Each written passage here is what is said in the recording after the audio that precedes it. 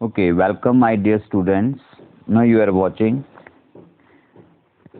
lecture of physics of plus 2 class, and today we are starting article number 4.16, that is magnetic field on the axis of a circular loop carrying current. ठीक है, so let us suppose that ये हमारे पास एक circular loop है जिसे हम लोगों ने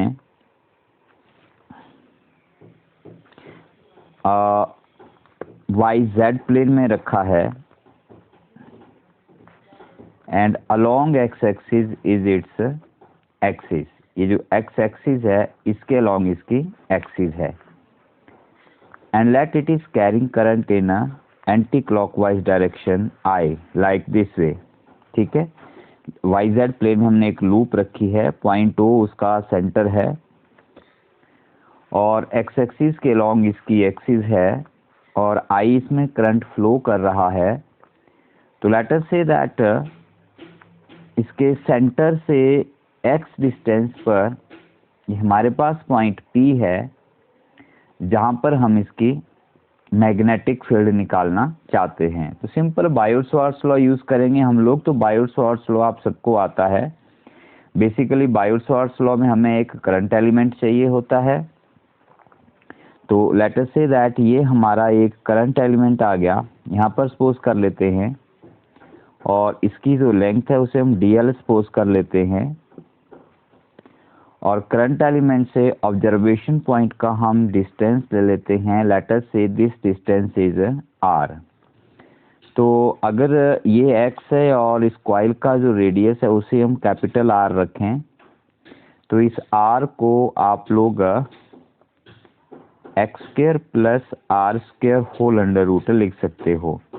ठीक है, स्मॉल x जो है आपका एक्सिस के ऊपर डिस्टेंस है पॉइंट P का फ्रॉम द सेंटर और कैपिटल R इसका रेडियस है और R जो है आपके पॉइंट P का डिस्टेंस है कॉइल की सरकमफ्रेंस से। ठीक है, तो अभी इस पॉइंट P के ऊपर मैग्नेटिक फील्ड इस स्मॉल करंट एलिमेंट के कारण क्या होगी।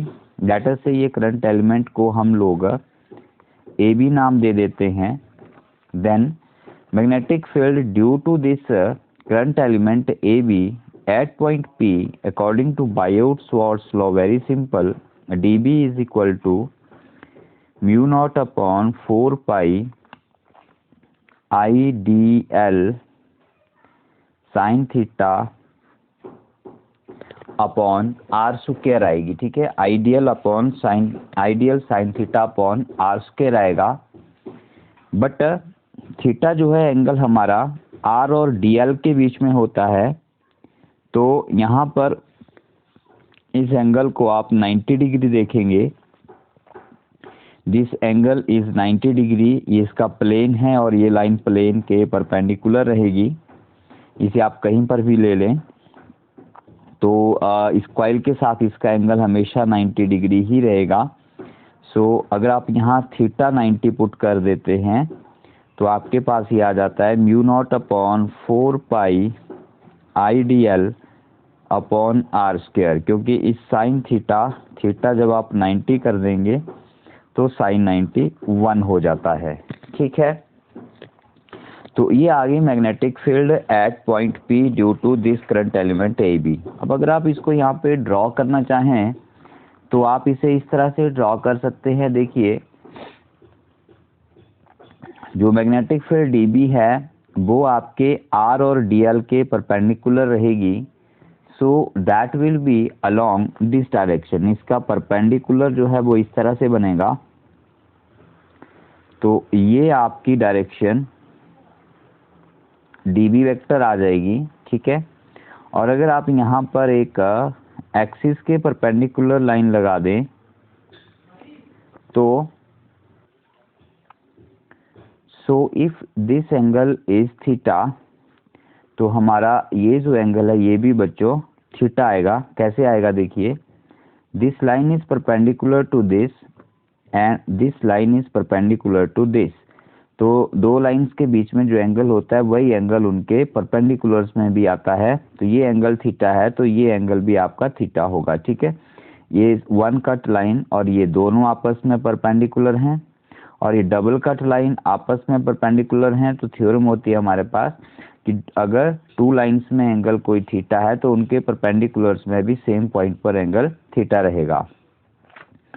ठीक है, अब हम इसको रिजॉल्व कर देते हैं बच्चों। तो अगर इसको आप dB को रिजॉल्व करेंगे तो थीटा के साथ जो कंपोनेंट है वो कॉस आएगा, तो ये dB कॉस थीटा, और थीटा के ऑपोजिट जो एंगल है वो आपका dB साइन थीटा आ जाएगा। ठीक है, this theta is different from this, ये थीटा इस थीटा से डिफरेंट है। ये थीटा आपका एंगल यहाँ पर था जो कि 90 डिग्री का है, तो इसको डिफ्रेंशिएट करने के लिए आप यहाँ फाई लिख सकते हो ताकि आप लोगों को कंफ्यूजन ना हो।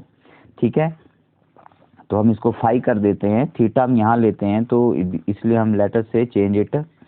ठीक है, तो ये हमारे पास dB आ गया। बट अब यहाँ पर एक बात आती है बच्चों कि इस करंट एलिमेंट AB के ठीक ऑपोजिट नीचे भी एक करंट एलिमेंट होगा, let us name that as a CD, और इसकी डायरेक्शन जो है वो इस डायरेक्शन में आएगी।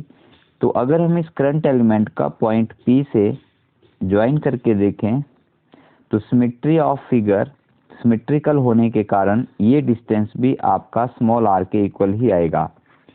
तो इस करंट एलिमेंट के कारण भी यहाँ पर मैग्नेटिक फील्ड होगी जो इस r के परपेंडिकुलर होगी, और वो इस तरह से डाउनवर्ड डायरेक्शन में बन जाएगी।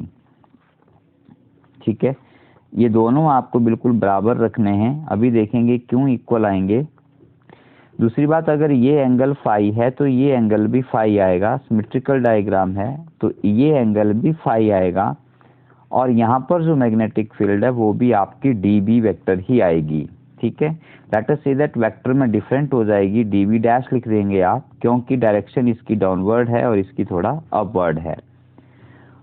बट अब हम CD के कारण अगर मैग्नेटिक फील्ड, ये पहली जो मैग्नेटिक फील्ड हमने निकाली है ये करंट एलिमेंट AB के कारण है, और दूसरी जो हम निकाल रहे हैं इसे आप करंट एलिमेंट CD के कारण लिख सकते हैं। तो ये हो जाएगी म्यू नॉट अपॉन 4 पाई IDL साइन थीटा। यहाँ भी एंगल DL और इसके बीच में जो एंगल है वो 90 डिग्री रहेगा बच्चों, upon r square, distance r उतना ही है, तो ये हो जाएगा म्यू नॉट अपॉन 4 पाई IDL अपॉन r स्क्वायर, जो कि इक्वल टू dB आती है। इसका मतलब इन दोनों का मैग्नीट्यूड तो सेम रहेगा, मतलब AB के कारण और CD के कारण जो यहाँ मैग्नेटिक फील्ड बन रही है वो दोनों मैग्नीट्यूड में सेम होगी, बट डायरेक्शन में अपोजिट हो सकती हैं और डायरेक्शन में डिफरेंट होंगी। ठीक है, अपोजिट तो नहीं होंगी लेकिन डिफरेंट होंगी।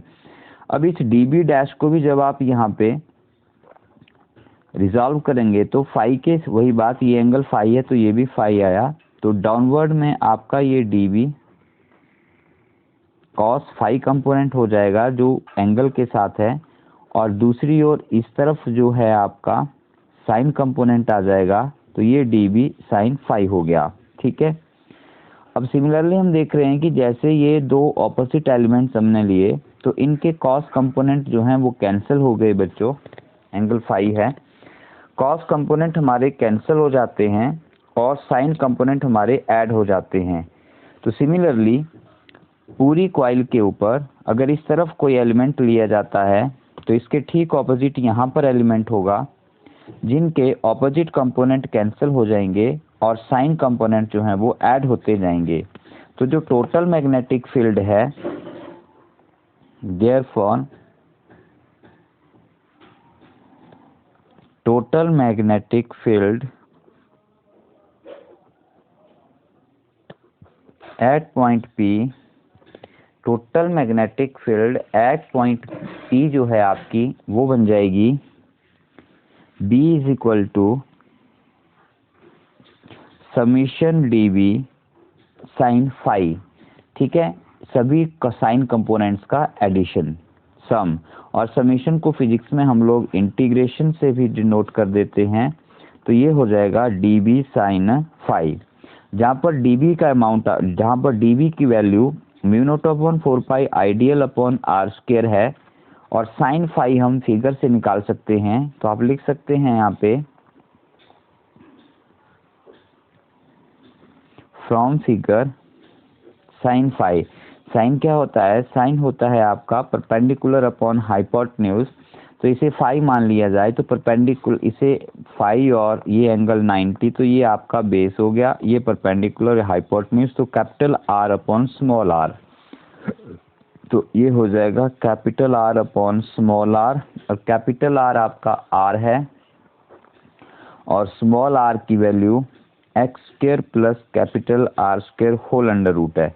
तो ये दोनों वैल्यूज हम साइन फाई और डी फाई का वैल्यू यहाँ पे रख देते हैं, तो हम लोगों को इसकी मैग्नेटिक फील्ड का वैल्यू मिल जाएगा। B is equal to integration d B है आपका mu naught upon 4 pi I d l upon r square into sine phi का वैल्यू है आर अपॉन आर, ठीक है, is equal to integration mu naught upon 4 pi I d l r upon r cube, ठीक है। अब देखो इसमें mu naught constant है, 4 पाई कांस्टेंट है, आई आर और आर क्यूब कांस्टेंट है, डी एल को इंटीग्रेट करना है, ठीक है। तो इसको हम बाहर ले लेते हैं, फिगर आपके सामने ले आता हूँ। Mu naught upon 4 pi I r upon r cube integration of d l, ठीक है। अब डी एल को इंटीग्रेट करना है, तो आपको पता है डी एल क्या है? D L is a small portion of circumference of this coil. So इसका इंटीग्रेशन इस पूरी कॉइल का सर्कमफ्रेंस हो जाएगा, तो वो आपका 2 पाई इंटू आर आ जाएगा। सो डी एल का वैल्यू हम 2 पाई इंटू आर रख देते हैं, तो ये बन गया mu naught upon 4 pi I r r cube into 2 pi r, ठीक है। This implies magnetic field B is equal to mu naught upon 4 pi 2 I r square upon r, r का वैल्यू है x square plus capital R square, under root आता है 1/2 और सारे की power 3 है, तो इसे आप ऐसे लिख सकते हो B is equal to mu naught upon 4 pi 2 I r square upon x square plus r square power 3/2। तो ये आपके पास नेट मैग्नेटिक फील्ड का क्या आ गया? मैग्नीट्यूड आ गया, और ये मैग्नेटिक फील्ड आपने इसकी एक्सिस पर फाइंड आउट की है, ठीक है। It is calculated at the axis, no at the centre. अगर हम इसका स्पेशल केस देखें,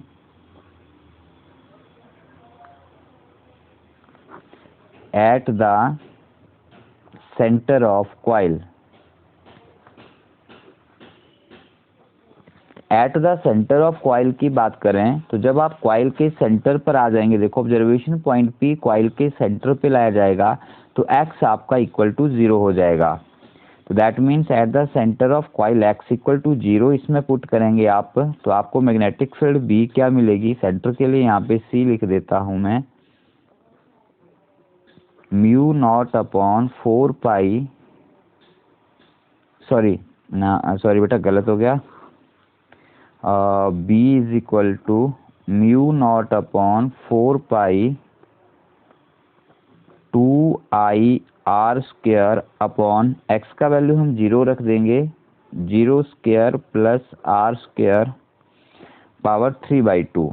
तो 0 स्क्वायर प्लस आर स्क्वायर रह जाएगा, पावर ऑफ पावर मल्टीप्लाई होती हैं तो 2 से 2 कैंसिल, r की पावर 3 बच जाएगी, तो आपके पास रह जाएगा mu naught upon 4 pi 2 I r square upon r cube, 2 से एक पावर कैंसिल हो जाएगी 3, यहाँ पर पावर 1 रह जाएगी, तो आपके पास magnetic field at the centre रह जाएगी म्यू नॉट अपॉन 4 पाई 2I/r।